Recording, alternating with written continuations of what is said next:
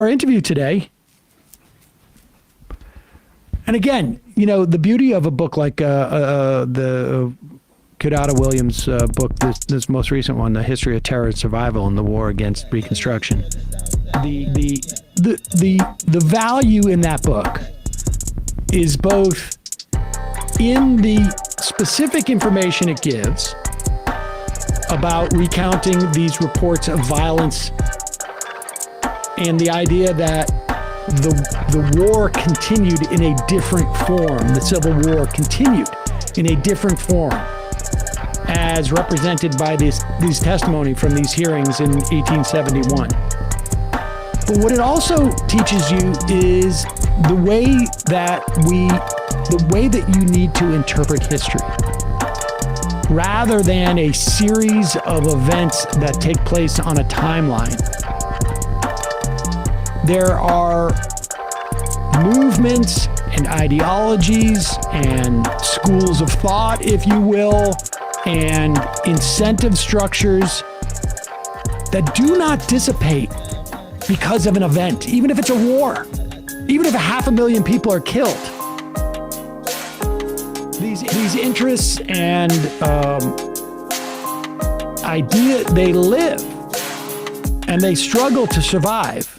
And the way that they survive is, can be via government, via violence, can be, everywhere in between.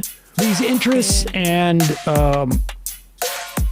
idea, they live and they struggle to survive. And the way that they survive is, can be via government, via violence, can be, everywhere in between. And you understand that the hearings that they had in 1871 about black families being beaten and threatened and killed off their land, and you understand that the hearings that they had in 1871 about black families being beaten and threatened and killed off their land, and the restrictive covenants that you were still getting, like in the wake of World War II, about where black people could live. And then to, the fraud perpetrated by banks, redlining, all of it, in terms of keeping black families from owning homes and whatnot. This is all part of the same thing, just different forms of it. I mean, I've said many times before that, like, anti-wokeness is like the vaporized version of the racism that existed 40 years ago.